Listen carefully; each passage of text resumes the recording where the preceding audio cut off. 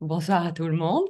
Nous allons commencer notre live, une dizaine de minutes en retard, pour parler d'un sujet qui m'est cher. C'est le sujet si on peut l'appeler du perfectionnisme. Mais c'est un sujet en fait qui traite de la manière dont on peut travailler sur soi pour relâcher la pression si nous sommes un peu trop, comment dire, un peu trop caractérisé par cette envie de toujours trop bien faire les choses, ou de toujours bien faire les choses, mais souvent de faire les choses trop bien. Donc, quand on a cette caractéristique, hello Anaïk. Donc, quand on a cette caractéristique, on peut trop se mettre la pression soi-même. Donc, c'est la rentrée qui m'a inspirée à traiter de ce sujet. J'ai commencé à y réfléchir déjà au mois d'août, quand nous avons fait un groupe pratique de Theta Healing sur le sujet.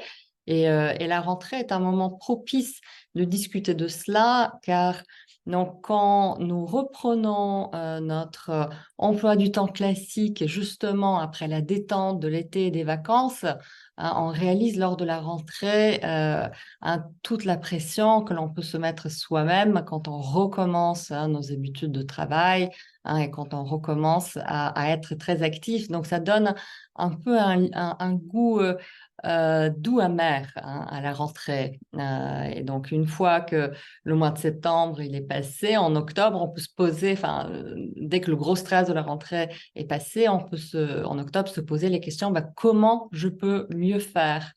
Comment je peux dépasser ce stress que je me mets moi-même. Donc, c'est un sujet qui m'est cher parce que c'est un sujet qui me correspond. J'ai cette caractéristique de me mettre trop la pression, de faire trop de choses et de trop bien vouloir faire les choses. Donc, du coup, c'est un sujet qui me pousse à réfléchir et c'est un sujet que je comprends très bien parce que ça correspond à ma personnalité, que je le veuille ou pas.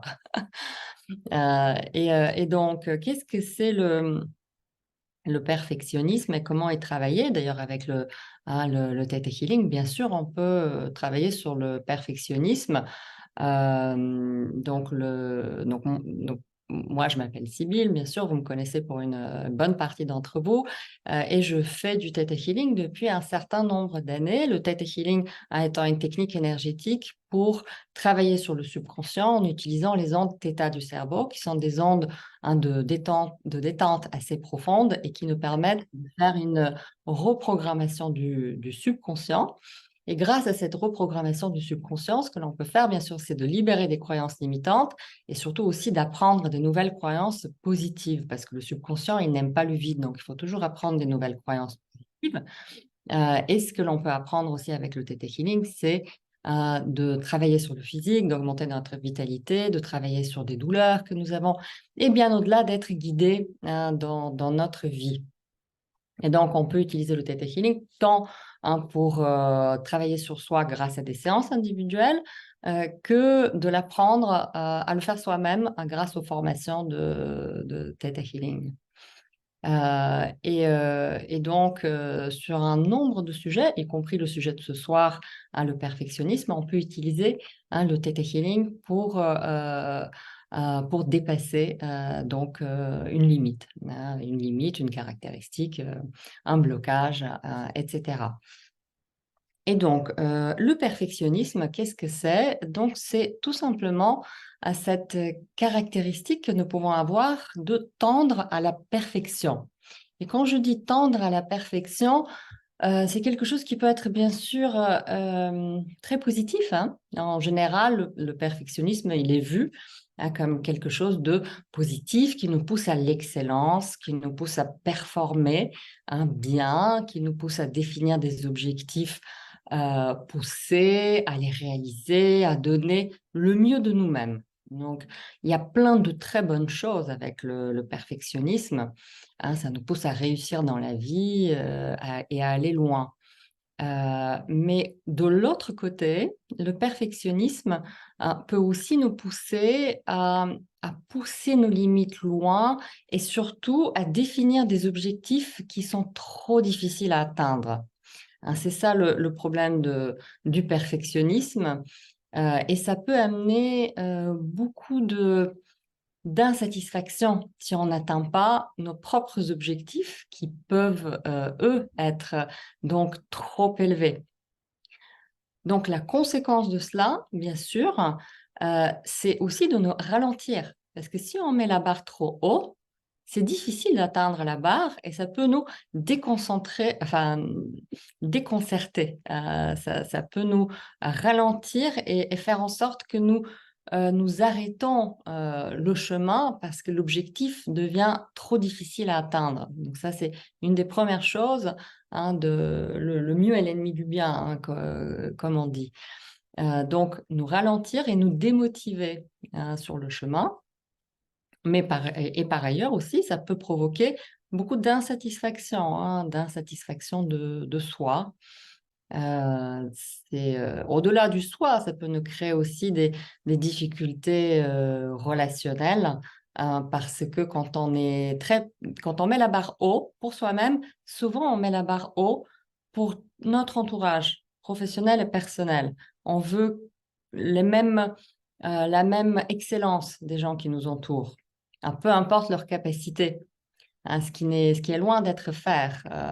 Donc, on peut devenir critique envers les autres. Quand je dis ça, je me reconnais beaucoup dans ça, que je le veuille ou pas.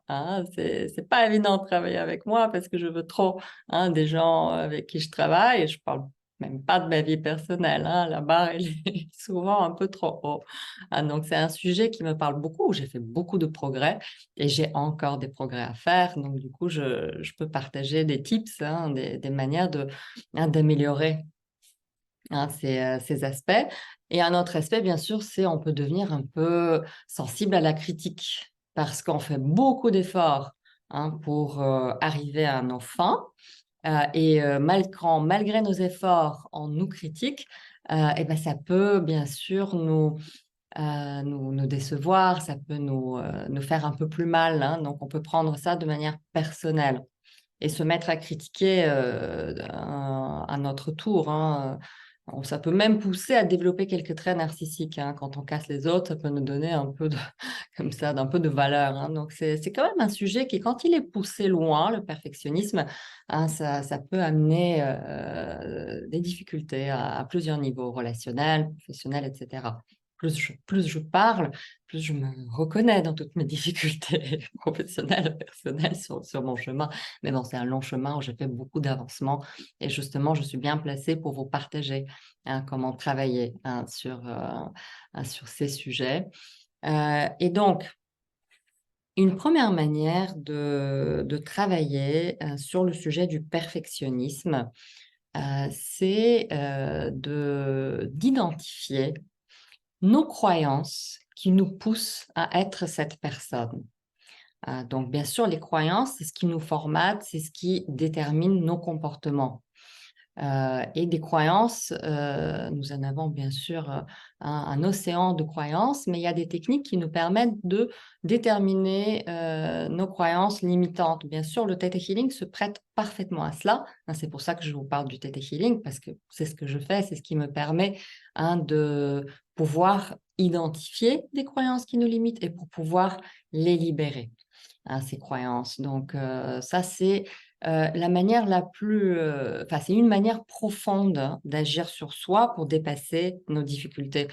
Si on n'a pas le temps ou le budget ou l'envie de faire un travail en profondeur, ne serait-ce que travailler avec des affirmations positives qui peuvent nous amener à avoir de nouvelles croyances positives, ne serait-ce que cela, ça peut nous faire du bien sur n'importe quel sujet. Ça peut nous permettre d'avancer un peu plus lentement ou beaucoup plus lentement en fonction du sujet, bien sûr, mais c'est une autre manière, avec les affirmations positives, de commencer à déstabiliser nos croyances limitantes.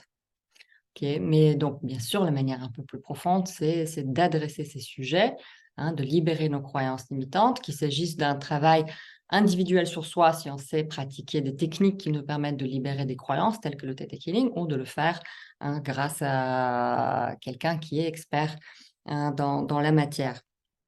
Donc, pour les gens qui sont formés à faire du TT Healing, qu'il s'agisse des formations que l'on a fait ensemble ou avec un d'autres formateurs, c'est quelque chose qu'on peut parfaitement bien faire soi-même, hein, bien sûr. On est toujours très bien placé pour travailler soi-même sur ses propres croyances limitantes, même si on peut être un peu paresseux, hein, pour le faire soi-même. Donc, quel type de croyances je rencontre souvent sur ce sujet? Alors, je vais vous citer quelques-unes et après, on peut même faire quelques tests musculaires, hein, pour venir tester si nous avons ces croyances. Une des premières croyances, hein, très communes, c'est « je ne suis pas à la hauteur ». Hein, c'est une des toutes premières, bien sûr. Donc, quand on est formé en TT Healing, on sait, hein, qu'il ne faut pas tester « je ne suis pas à la hauteur ». On teste toujours je suis à la hauteur et on voit comment le corps réagit. Donc, pour les gens qui ne connaissent pas les tests musculaires, on va en parler tout à l'heure. Une autre type de croyance, c'est si je suis critiquée, je suis nulle. Donc, on associe la critique à notre valeur. Donc, ça, c'est très souvent. Donc, ça montre qu'il y a une sensibilité à la critique. Donc, une autre croyance de ce style, c'est je dois être parfait. Donc, je dois être parfait. Souvent, c'est complété par des bouts de phrases de style je dois être parfait ou parfaite pour être aimé. Souvent, c'est ça. Ou je dois être parfaite pour être à ma place. Cette croyance, elle est souvent, très, très souvent rencontrée. Ou je dois être parfaite pour être une bonne maman, ou être une bonne copine, hein, ou être une bonne épouse. Et là-dessus, justement, dernièrement, ne serait-ce qu'il y a quelques jours, j'ai travaillé en séance avec quelqu'un, enfin avec une maman qui était toujours extrêmement vigilante avec ses enfants. Donc, elle disait que ça lui était très difficile la maternité. Ses enfants étaient quand même assez grands, hein, mais que son rôle de maman lui était compliqué parce qu'elle est en extrême vigilance constamment. Hein, parce elle doit tout le temps faire attention à ses enfants, mais pas comme une maman, pas comme les autres mamans, hein. Elle se met la pression, hein, de manière à prévenir chaque mal qui puisse arriver à ses enfants. Elle était consciente de cela. Bon, c'est pas pour ça qu'elle était forcément capable de le résoudre, mais au moins elle était consciente et elle voulait, hein, travailler sur ce sujet. Et d'ailleurs, il disait que déjà sa maman était comme ça, donc il y avait sûrement une transmission génétique. Donc on sait que nos croyances limitantes, hein, peuvent être l'objet d'une transmission génétique, comme c'est maintenant prouvé, même en psychologie moderne, avec plusieurs études. Une des plus connues, c'est celle de Rachel Yehuda. Donc Yehuda, c'est Y-E-H-U-D-A. Yehuda, Y-E-H-U-D-A, qui a fait des études très citées dans le monde de la psychologie moderne, pour donc prouver qu'il y a une transmission génétique, hein, de trauma. Et donc, avec cette mère en question, nous avons travaillé ensemble pour libérer ce type de croyance, qui était je dois être parfaite pour être maman, pour être une bonne maman, pardon. Hein, c'était ça à peu près la croyance. Et on lui a enseigné à la place des croyances positives de style chaque personne est responsable de soi, hein, et aussi je fais de mon mieux à chaque instant et c'est suffisant. Voilà, donc c'était pour être plus aligné avec l'instant présent, hein. C'était ça la typologie de croyance enseignée. Ensuite, une autre type de croyance là-dessus, c'est je dois toujours briller. Voilà, ça c'est je dois toujours être la meilleure. Tout doit être parfait. Voilà, c'est ce type de croyance. Alors, ce qu'on peut faire, c'est on peut tester quelques-unes de ces croyances. Comme ça, on peut faire les tests musculaires et voir si ça vous concerne. Donc, je vais faire un copier-coller dans le chat. Comme ça, vous allez avoir quelques-unes de ces croyances.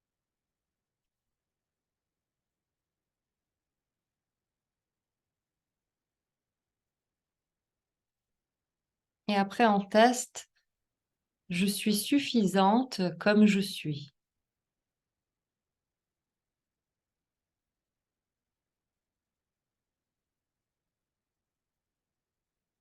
Voilà. Donc, on vient de finir les tests musculaires.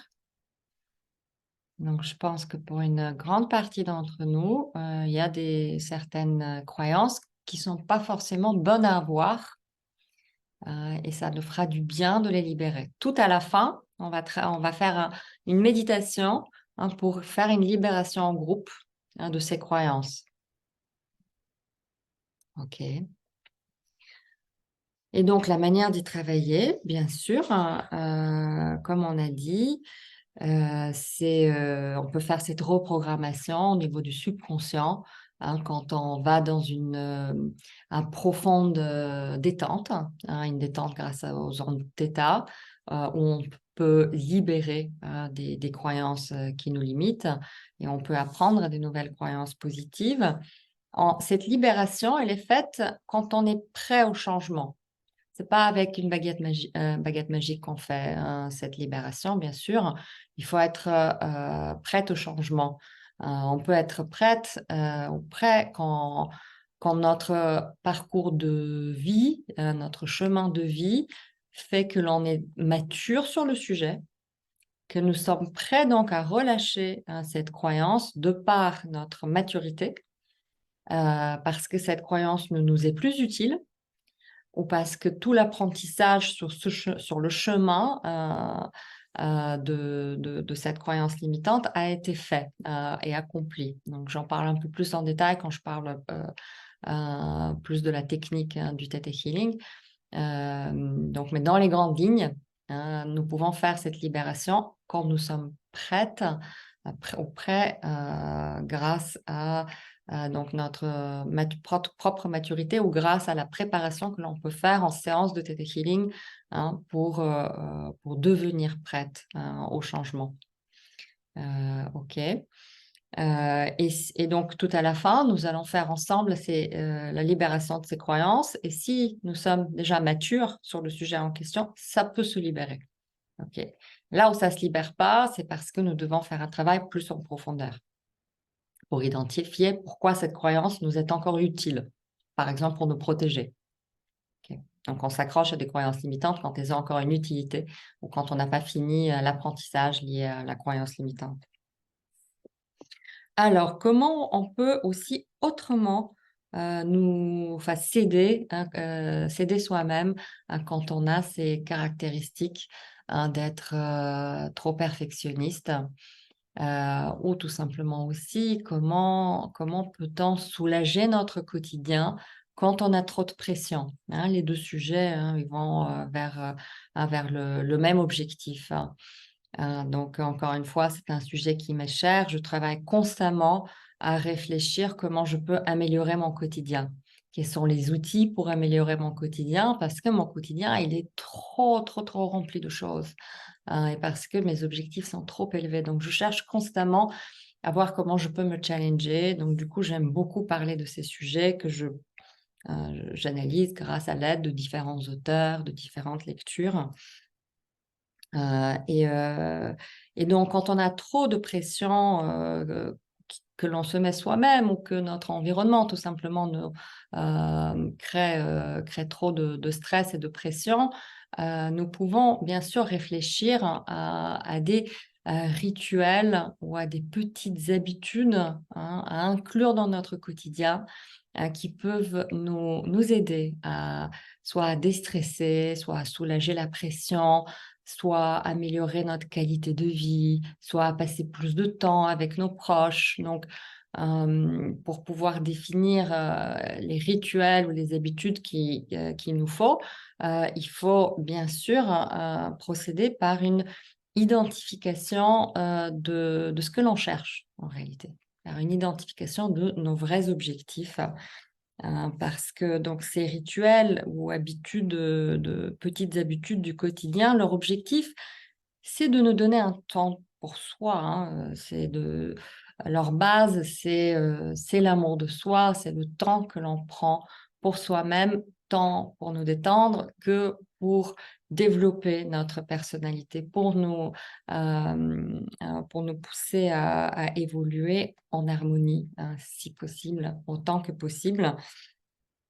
Et donc pour chacun, ces objectifs sont personnels. Donc moi, je peux partager quelques-uns de mes rituels et de mes petites habitudes du quotidien.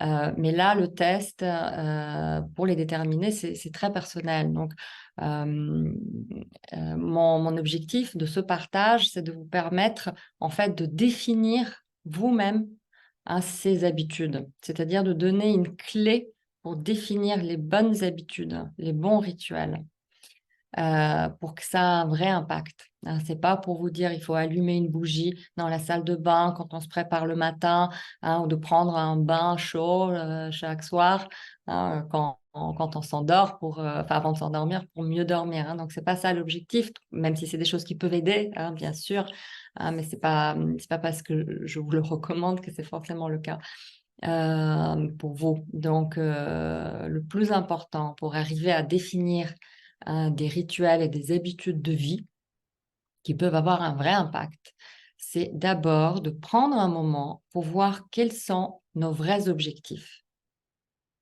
Donc, quels sont nos objectifs du style qu'est-ce qui est le plus important pour moi dans le mois ou les mois à venir? Qu'est-ce que je veux réellement obtenir?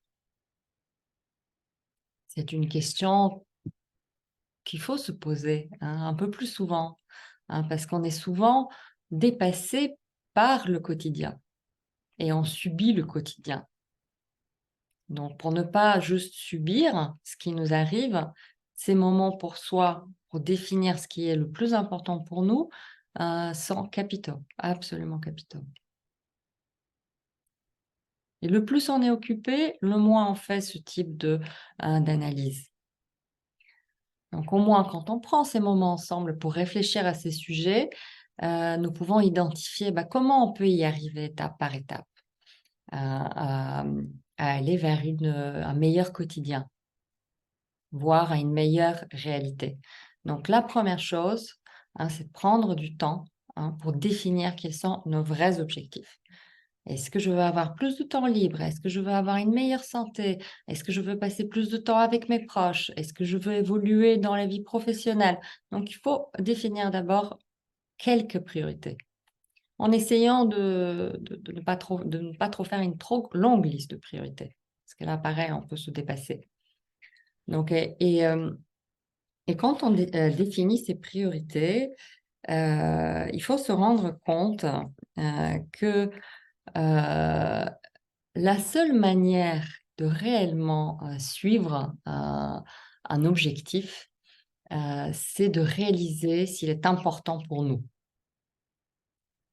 Comme si je donne un exemple simple, si mon objectif c'est d'améliorer ma santé et ma vitalité, si cet objectif n'est pas réellement important, je peux, si je suis trop occupée, le mettre de côté. C'est-à-dire, par exemple, je vais définir un régime alimentaire, hein, qui me permettra d'avoir une meilleure santé parce que ça me fera du bien. Je vais faire des courses en achetant seulement des fruits et légumes bio. Je vais me faire à manger moi-même, etc. Euh, et tout cela, si on est trop occupé, on peut le mettre de côté parce qu'on est trop occupé.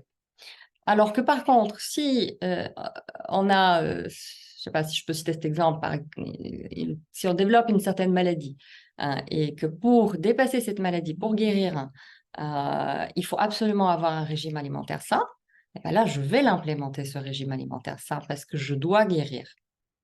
Donc très souvent, on réalise donc nos objectifs seulement s'ils sont réellement importants pour nous. Donc quand on fait cette détermination des objectifs, la vraie question à se poser, c'est est-ce que cet objectif est vraiment important pour moi? Parce que sinon, je vais le mettre de côté, hein, je vais systématiquement le mettre de côté. Et en plus, je vais me fixer un objectif, hein, que je ne vais pas atteindre et je vais être insatisfaite parce que je ne l'ai pas atteinte. Voilà, donc d'abord, on détermine les objectifs. Ensuite, on analyse si ces objectifs sont importants. Et une fois qu'on a défini nos objectifs importants, ensuite, c'est le moment de déterminer quelles sont les petites habitudes du quotidien, les rituels qui peuvent nous permettre de les réaliser.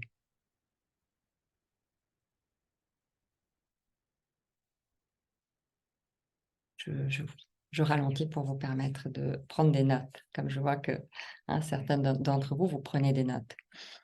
Et donc, quand on prend ce temps d'analyser comment atteindre nos objectifs importants, on peut se faire aider en faisant des recherches, en poussant l'analyse, et pas juste en se disant, eh bien, je vais manger sainement, donc du coup, je vais acheter des fruits et légumes bio et je commence à le faire et ça va solutionner mon affaire. On peut pousser l'analyse beaucoup plus loin pour rechercher ce qu'il nous faut réellement.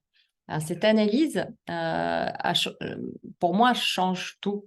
Parce que très souvent, je pense bien faire sans me... Enfin, pas très souvent, mais des fois, ça m'arrive de commencer des nouvelles habitudes avec un certain objectif et après de réaliser des mois après que j'aurais pu faire 10 fois mieux si j'avais pris un petit peu de temps de pousser ma recherche plus loin au lieu de juste penser savoir comment faire. Donc, se documenter proprement sur chaque sujet est très important.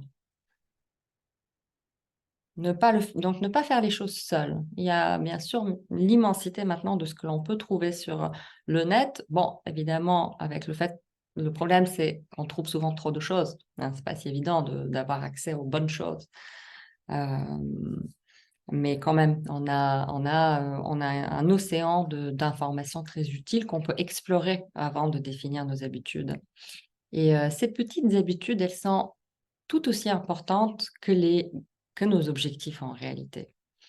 Si je peux citer un auteur qui m'inspire beaucoup en ce moment, qui s'appelle James Clear, qui a écrit en français un livre, donc moi je l'ai en anglais, je vais vous le montrer, mais en français ça s'écrit, ça se traduit, un rien peut tout changer. Donc en anglais c'est Atomic Habits. C'est un livre extraordinaire, un des meilleurs livres que j'ai lu dans ma vie. C'est un livre qui m'a changé dès les premières minutes où j'ai commencé à le lire. Merci Émilie pour le petit cœur. Donc tu dois connaître ce livre. Donc en français, c'est un rien peut tout changer. Donc pour le citer, donc lui, il explique que c'est les petites habitudes qui peuvent nous amener loin. Ce n'est pas les grands objectifs. Et donc, il dit ceux qui gagnent et ceux qui perdent ont souvent les mêmes buts. Parce que très souvent, on s'inspire des gens qui réussissent beaucoup et on se dit ils doivent avoir des grandes volontés d'aller loin, de se fixer des objectifs extraordinaires. Et on oublie tous ceux qui se sont fixés les mêmes objectifs et qui n'y sont pas parvenus. Et la manière de parvenir à réaliser nos objectifs, c'est avec les petites habitudes. C'est avec les petits pas. C'est ça qui est assez extraordinaire quand on lit ce livre. Et c'est tellement bien écrit, et c'est passionnant de voir à quel point il faut mettre des systèmes avec des petites habitudes, pour réaliser nos grands objectifs. Merci Amélie pour ton petit mot. Euh, et, euh, et donc, ces petits pas qu'il explique tellement excellemment bien dans le livre pour nous montrer comment certains des plus grands dans le sport, par exemple, ont réalisé des exploits extraordinaires, c'est avec les petites habitudes de notre vie. C'est pour ça que donc je parle des rituels et des petites habitudes parce que c'est ça réellement qui nous permet d'aller loin.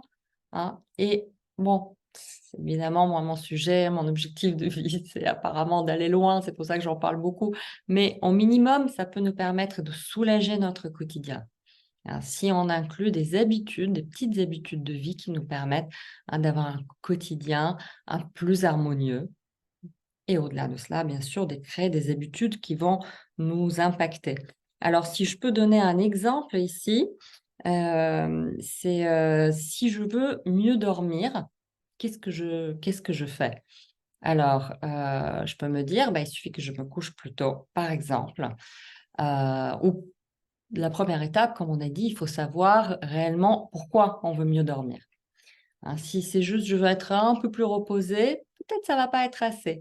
Donc, il faut essayer de déterminer si c'est réellement important pour nous. Hein, parce que si on veut réaliser cet objectif, on peut se documenter pour voir est-ce qu'il est vraiment réellement important pour nous.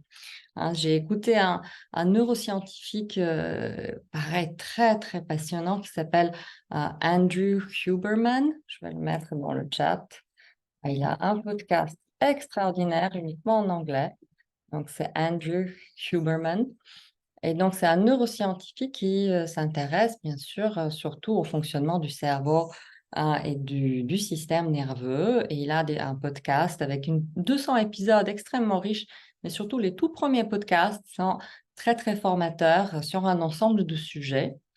Et il a plusieurs podcasts donc, sur le sommeil et en se documentant justement grâce à cet auteur, on peut voir que le sommeil, il est capital pour plusieurs choses dans la vie. Première chose, pour que l'hormone de croissance soit améliorée, enfin, soit produite en plus grande quantité, donc cette hormone qui diminue à partir de l'âge de 25 ans et qui est responsable pour un nombre de mécanismes capitaux dans le corps, hein, qui sont notamment la production d'énergie, hein, le rétablissement cellulaire, hein, le rétablissement de tous les tissus, de tous les muscles. Donc ça explique pourquoi nous sommes plus fatigués, pourquoi on récupère moins vite, hein, à partir de l'âge de 25 ans. Hein, cette hormone diminue par x4, hein, diminue grandement. Mais donc, c'est une hormone hein, qui nécessite un bon sommeil. Donc, si on réalise que déjà, à cause de notre sommeil, hein, s'il n'est pas suffisamment long et réparateur, mais on n'est pas capable de produire de l'hormone de croissance, ça peut nous motiver plus à dormir mieux. Il y a bien sûr plein d'autres choses que l'on peut citer qui sont capitales hein, concernant le sommeil. Donc, l'auteur en question, Andrew Huberman, il explique qu'une seule nuit courte crée déjà quelques minutes de moins dans notre vie. Donc, ça réduit notre longévité. Une nuit courte réduit de quelques minutes notre longévité. Quand on entend ça, là, ça peut nous faire réfléchir. Est-ce que c'est réellement important pour moi hein, de dormir bien? Donc, on peut commencer à donner plus d'importance du coup à cet objectif si on réalise réellement son impact. Ok. Et après, donc, dans tout ce que j'ai dit avant, comment on peut améliorer donc, notre sommeil hein. Dans le même podcast, en fait, il y en a plusieurs épisodes, il y a au moins 4-5 épisodes de cet auteur sur l'amélioration du sommeil. Les recommandations sont bien au-delà de celles que l'on connaît quand on pousse le sujet. Par exemple, donc, il nous apprend que le matin, il faut s'exposer à la lumière du jour donc à l'extérieur de notre habitation, hein, au moins quelques minutes. Le plus longtemps c'est, le mieux c'est, pour que la mélatonine commence à être produite, pour que le cerveau indique hein, à la production de mélatonine à un instant T beaucoup plus loin, donc beaucoup plus tard dans la soirée. Et donc, ça se déclenche hein, au moment où on est exposé à la lumière le matin. Donc, si on ne sort pas de notre lieu le matin pendant des heures, ben, ça va nous empêcher de nous endormir plus tôt. Donc, aussi un exemple de petite habitude hein, que l'on peut changer, donc, dont moi, j'étais absolument pas consciente avant d'avoir fait ma documentation sur le sujet en question, qui est un sujet basique, hein, que l'on pense justement connaître et on pense savoir comment y arriver. Donc, mais en poussant les conseils, enfin l'analyse des conseils, on peut arriver beaucoup plus loin. Après, il y a plein d'autres conseils qu'il donne, hein, comme comme le fait de prendre des douches froides ou des bains glacés, le fait de faire du sport, bien sûr, hein, d'éviter l'exposition à la lumière bleue le soir, c'est-à-dire de limiter l'utilisation des écrans, hein, de baisser la lumière du soir, parce que le plus haut est la lumière, le plus ça impacte le cerveau. Donc, il dit que la lumière doit être la plus basse, c'est-à-dire les lampes doivent être placées si possible par terre, hein, pour limiter leur effet justement sur la production de mélatonine. Donc, c'est des choses que nous ne savons pas, hein. C'est très, très intéressant de découvrir cela. Donc, voilà un exemple très simple, basique, donc, qui nous permet de montrer ce qu'on a dit avant, c'est-à-dire d'abord de déterminer si c'est un objectif important, de se documenter sur le sujet, en le documentant, de faire une bonne identification des rituels, de nouveaux rituels qui peuvent nous permettre à atteindre cet objectif. J'avais un autre exemple, hein, d'ailleurs, sur la longévité euh, que que je peux partager. Allez, je sais que on a commencé un peu plus tard, mais on peut prendre, si c'est OK pour vous, bien sûr, une dizaine de minutes plus tard pour finir. Donc, on finira vers 21h10. Après notre moment de méditation. Donc, l'autre sujet que je voulais partager, c'est la longévité. Merci. Donc, c'est la longévité. Donc, c'est une des choses qui actuellement me passionne, c'est de voir comment je peux améliorer ma longévité, hein, pour plusieurs raisons, hein. Une première raison, très vaniteuse, c'est tout simplement, hein, d'améliorer les effets, hein, du vieillissement, en tout cas de retarder l'effet du vieillissement sur mon look. Hein, comme chaque femme, hein, je m'intéresse à cela, hein, parce que les années avancent, hein, et je veux rester jeune. Voilà, donc c'est une des raisons, hein, pour lesquelles, hein, c'est un sujet qui me passionne. Donc, c'est évidemment, on est très nombreuses à partager ce sujet, mais j'ai quelque chose de plus important aussi dans l'histoire avec mon copain qui est devenu mon mari il y a peu de temps. On veut être parents jeunes. Merci. Donc, on veut devenir parents, enfin, non pas jeune, mais on veut devenir parents à un âge un peu avancé. Donc, on n'est pas tout jeune pour faire des enfants. Et donc, on veut réaliser ce but. Et donc, si on veut y arriver, il faut que l'on se maintienne en bonne santé. Il faut retarder le vieillissement naturel de nos corps, parce que sinon, à quoi ça sert de faire des enfants si on est si vieux? Enfin, c'est pas que c'est pas qu'on est tellement vieux que ça, mais en tout cas, on est plus âgé que des parents classiques. Donc, c'est un sujet qui me tient à cœur, hein, ce sujet du vieillissement, hein, plutôt de la longévité. Et j'ai passé quelques mois à faire des choses que je pensais être bon, hein, pour cela, sans forcément me documenter. Quand je me suis un peu documentée, j'ai découvert un océan, hein, de choses extrêmement intéressantes. Et encore, ça provient des États-Unis et c'est pas encore traduit, tout cela en français, c'est assez incroyable pour la plupart de ces livres, de ces études et recherches. Donc, il y a des recherches très poussées sur la longévité. Hein, c'est des recherches scientifiques, hein. Rien de tout cela n'est encore, enfin, presque rien ou très peu est implémenté dans la médecine. Mais il y a des recherches très poussées, surtout faites aux États-Unis, sur la longévité, notamment donc un auteur que je peux citer, il s'appelle, attendez, je vais le mettre dans le chat, il s'appelle David Sinclair. David Sinclair. Voilà, et c'est un professeur en génétique de Harvard, hein, qui est spécialisé sur la longévité. Et donc, ce David Sinclair, oui, j'ai vu ta question, merci, hein. Je vais faire bientôt une formation sur la longévité, tu as bien raison. Et donc, ce David Sinclair, il a écrit un livre passionnant sur la longévité, où il partage toutes les recherches actuelles sur la longévité. Il a aussi un podcast, donc vous pouvez l'écouter en anglais, donc c'est beaucoup plus résumé en version podcast. Et donc, il partage des choses assez poussées, hein, dans les analyses qui ont été faites sur des animaux, hein. Il y en a pas encore, enfin, il y en a très peu sur des humains, comme l'efficacité du fait rallonger la fenêtre pendant laquelle on ne mange pas, ce qu'on peut appeler intermittent fasting. Donc, si pendant un moment plus allongé, nous ne mangeons pas, on réduit le taux de glucose dans le sang, on réduit du coup la résistance à l'insuline et ça nous rend beaucoup plus éveillés et ça, notamment, ça produit, ça rallonge notre longévité. C'est des choses que je ne savais pas.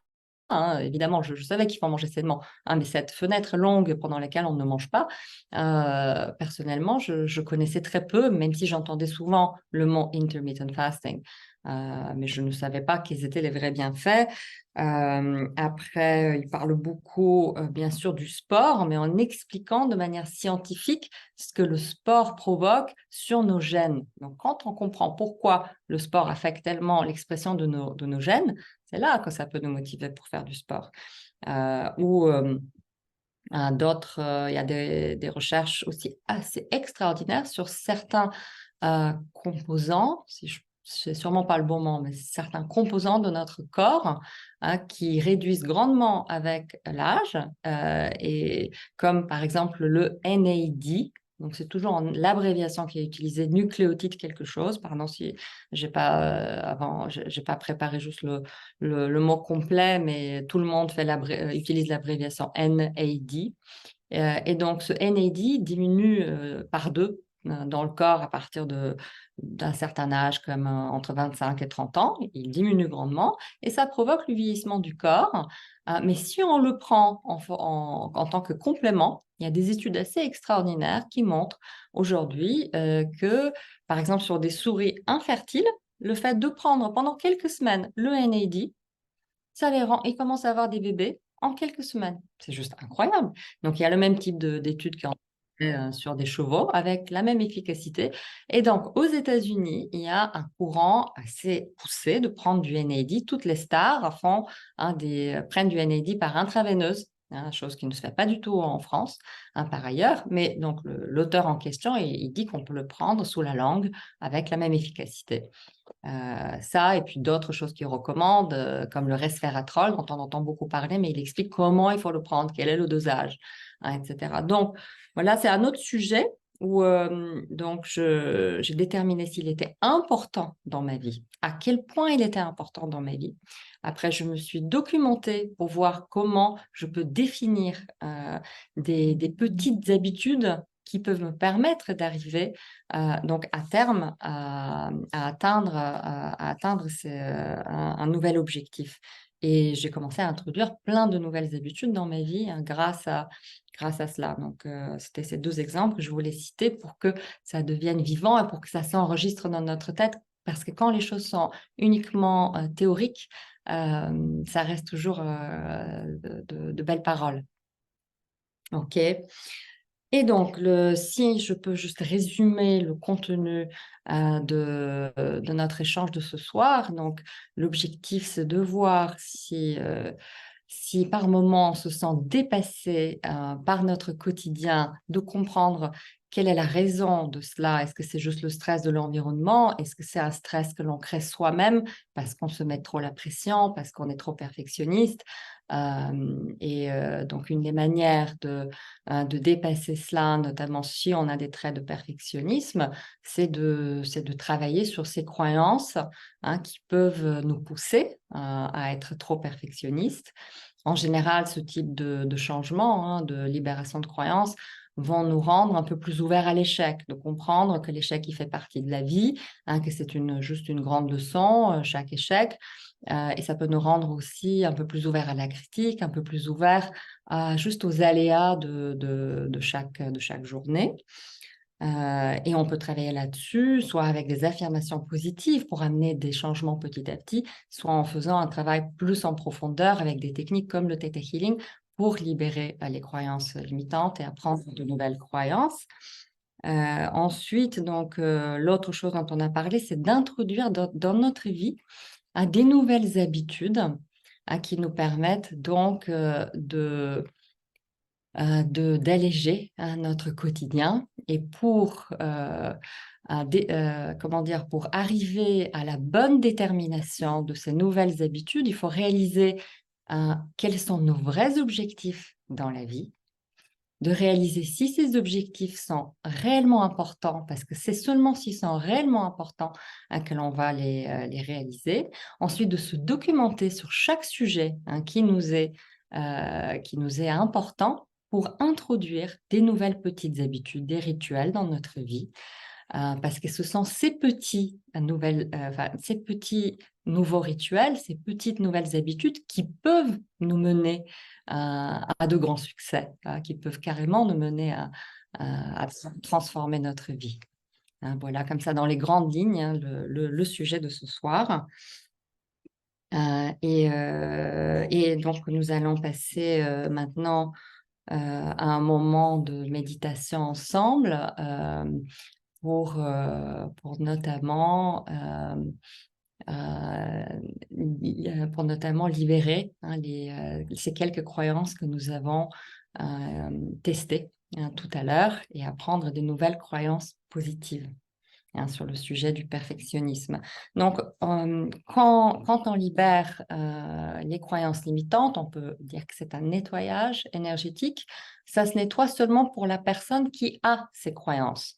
Donc, il n'y a pas d'inquiétude que vous allez enregistrer des mots ou autre chose. Si vous avez ces croyances, ça peut se nettoyer seulement si vous les avez.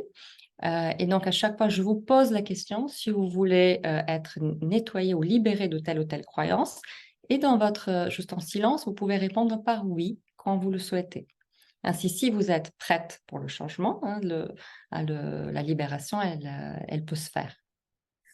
OK, on y va. Donc, du coup, on peut prendre un petit moment pour soi. Ça va durer une dizaine de minutes et je vais vous guider dans une méditation pour aller dans une détente et faire les libérations. Alors, on va commencer par fermer les yeux.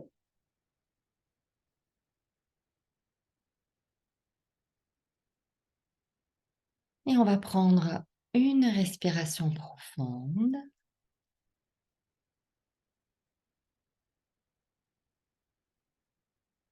Centrez-vous dans votre cœur.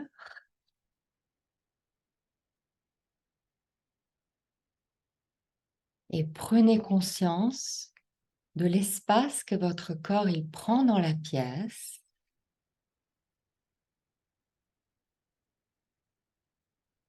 Ressentez chaque petite partie de votre corps.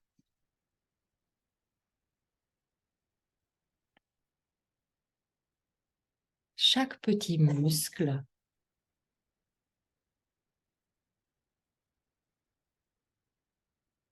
Chaque petite cellule qui compose votre corps.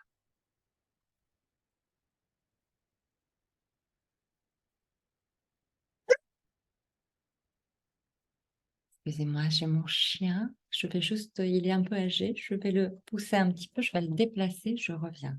Restez comme cela.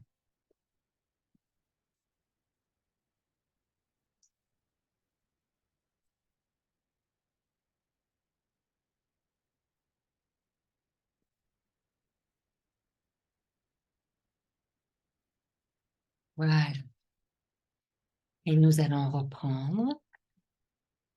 Recentrez-vous dans votre espace.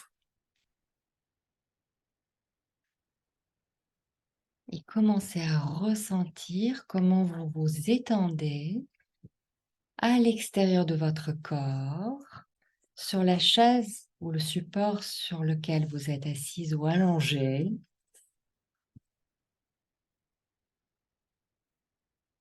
Ressentez comment vos cellules sont en train de s'étendre et de s'unir aux molécules et aux atomes qui composent ce support.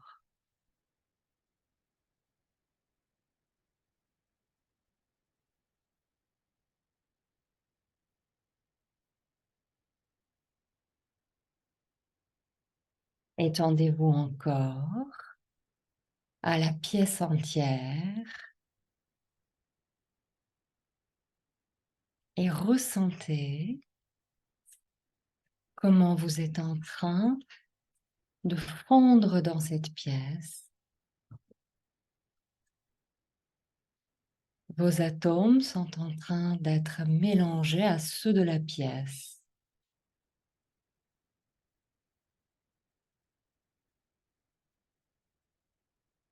Et continuez à vous étendre maintenant jusqu'au ciel. Continuez à grandir encore et encore pour vous étendre à la terre entière.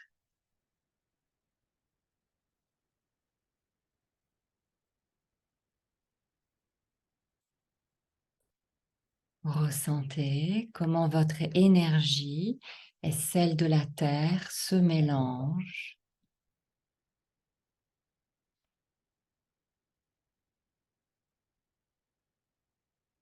Ressentez les mers, les océans. Ressentez les montagnes, les forêts.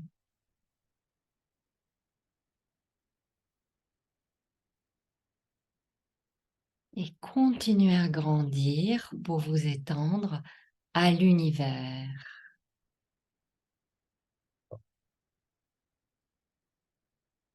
Étendez-vous encore et encore pour vous étendre aux lumières de l'univers.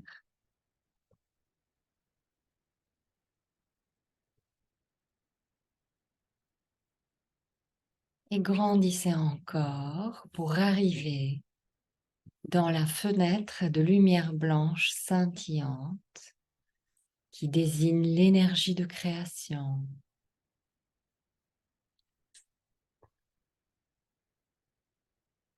Laissez votre énergie et celle de l'énergie de création se mélanger.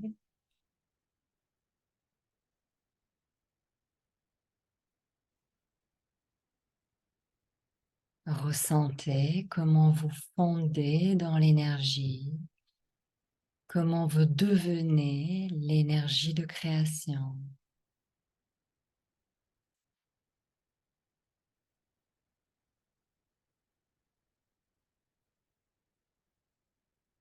Et on va profiter de cette profonde détente pour commencer notre nettoyage énergétique.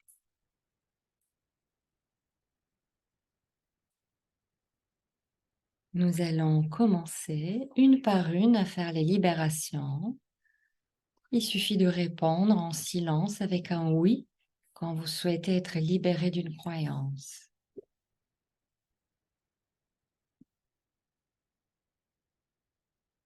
Alors, est-ce que vous me permettez maintenant de libérer à tous les niveaux la croyance «je suis à la hauteur»? Non.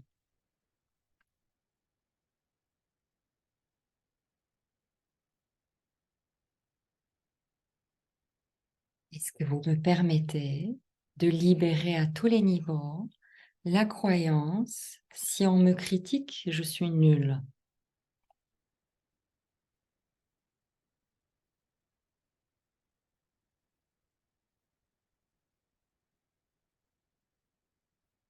Est-ce que vous me permettez de libérer à tous les niveaux la croyance «je dois être parfaite»?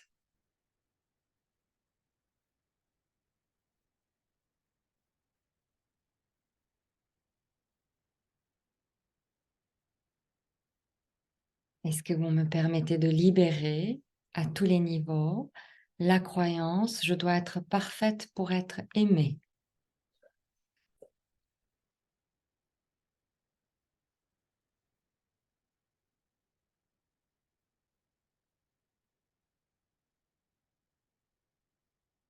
Est-ce que vous me permettez de libérer à tous les niveaux la croyance «je dois être parfait pour avoir ma place»?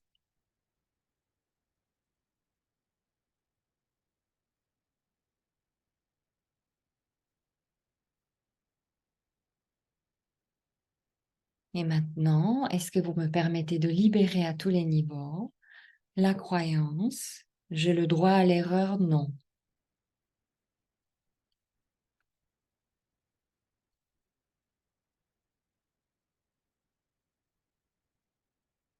Est-ce que vous me permettez de libérer à tous les niveaux la croyance, c'est impossible de rendre un travail imparfait.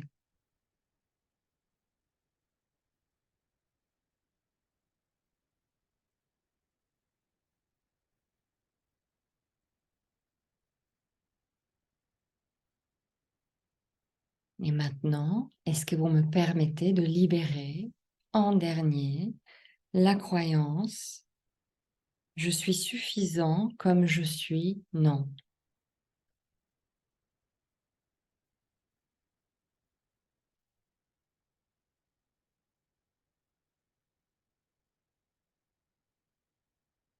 Et maintenant, on va commencer à apprendre des nouvelles croyances positives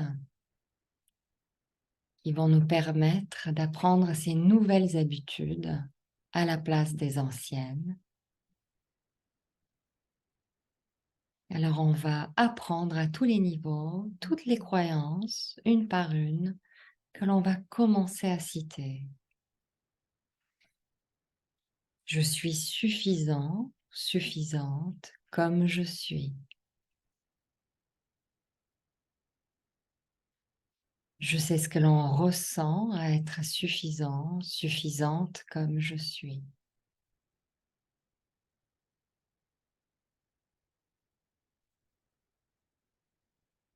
Je suis parfait, parfaite comme je suis.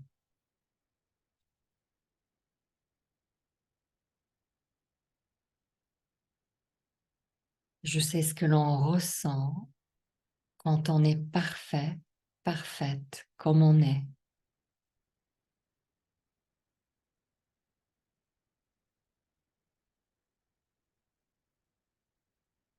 Je suis aimée comme je suis.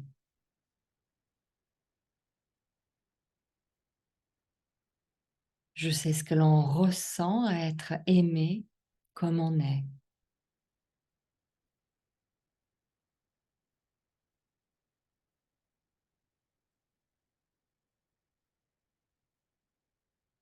Je fais de mon mieux en fonction des circonstances à chaque instant et c'est suffisant.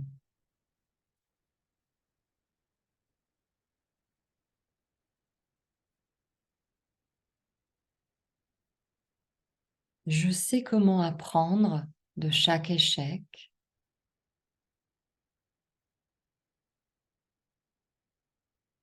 Je sais comment accepter l'échec et comment apprendre la leçon de cet échec.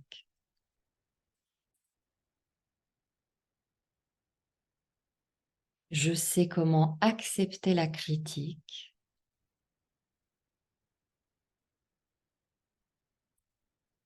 Je sais comment apprendre des critiques sans me vexer.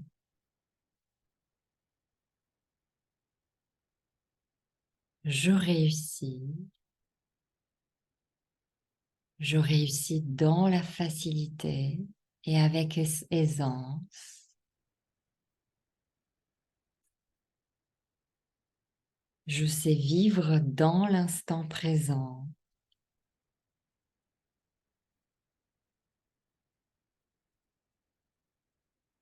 Je suis en harmonie.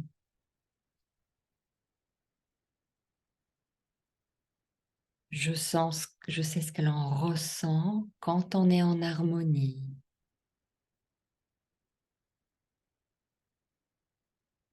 Je connais l'harmonie. Je vis dans l'harmonie.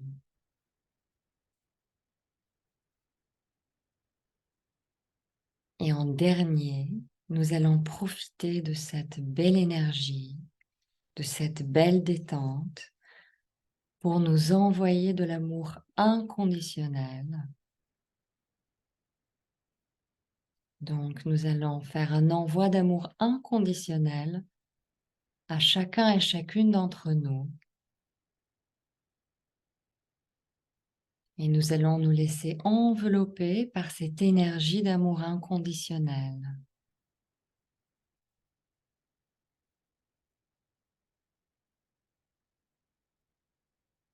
cette énergie remplie d'amour votre corps, votre esprit et votre âme.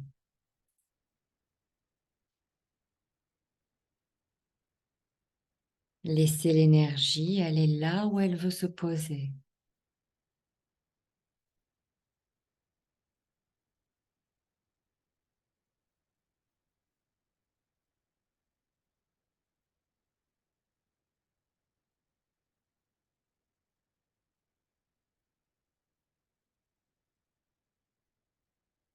Ressentez tout votre corps et l'énergie qui circule à travers lui et ressentez cette paix.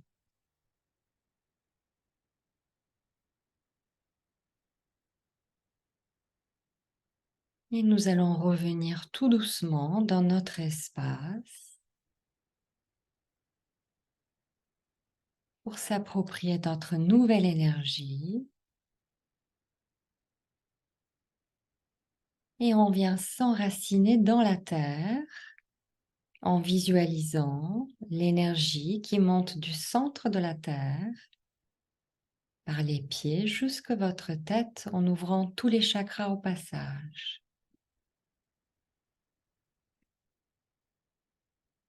Et quand vous êtes prêt, vous pouvez ouvrir les yeux et revenir.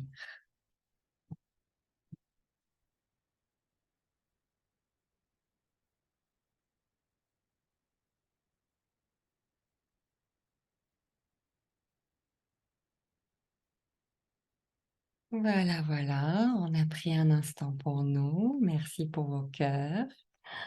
Merci. Malgré les quelques interruptions, décidément, c'était une soirée comme ça, mais l'essentiel, c'est que nous avons pu discuter des sujets qui me sont chers et j'espère qu'ils vous ont été utiles. On a chacun pris un moment pour soi.